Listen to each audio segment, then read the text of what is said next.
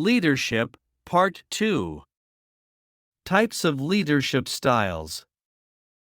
German-American psychologist Kurt Lewin is credited with branding the basic leadership styles in 1939. Lewin and his researchers tasked schoolchildren with an arts and crafts project while the team observed behaviors and responses to different styles of leadership. The idea was to determine which style was most effective to use in business. Lewin identified 3 styles of leadership: autocratic, democratic, and laissez-faire. Over time, more leadership styles have emerged, and one that is commonly grouped in with Lewin's 3 is transformational leadership. Today, there are a variety of leadership styles in business, but the 4 primary leadership styles you'll be exposed to include autocratic, democratic, laissez-faire, transformational. Let's examine each of them individually. Autocratic leadership. Also known as authoritarian leadership, an autocratic leadership style can easily be summed up by the command, "Do as you're told." In autocratic leadership, direction comes from the top, a singular figure who leads a company or team. An autocratic leader determines strategy, policies, procedures, and the direction of the organization, dictating everything to subordinates.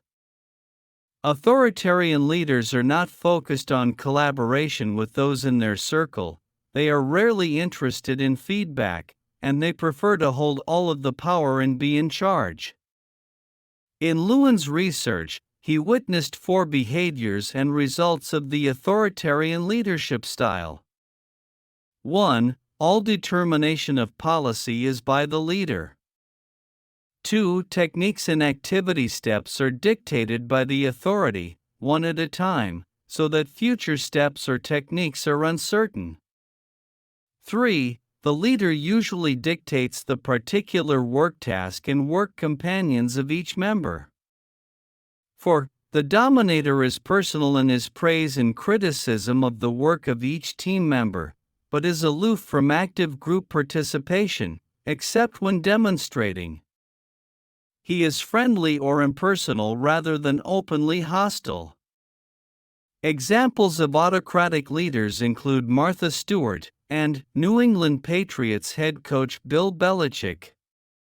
Qualities: autocratic leaders often possess qualities subordinates look up to, such as decisiveness, self-confidence, and a steadfast, focused commitment to the goal. When it works, while autocratic leadership and the "don't question my commands" approach doesn't sound like fun, there are occasions when this leadership style can be appropriate and effective, such as in urgent or chaotic situations that require someone to rein in the team and make a prompt and effective decision. When it doesn't work, employees working under an autocratic leader may feel micromanaged, and because all directives come from one person at the top, they may become dependent on that person for direction and incapable of making business decisions on their own. Democratic leadership. Also known as participative leadership, the democratic leadership approach involves gathering input from your subordinates and team members so everyone has a chance to contribute to the decision-making process. Democratic leaders are still the decision makers, but their approach allows others to feel engaged and have a stake in the final outcome.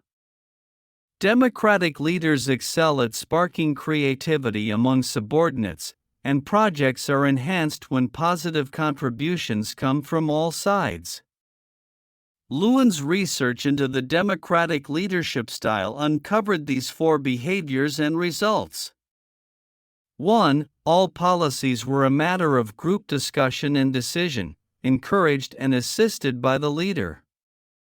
2. Activity perspective was gained during the first discussion period. General steps to group goal were sketched, and where technical advice was needed, the leader suggested 2 or 3 alternative procedures from which a choice could be made.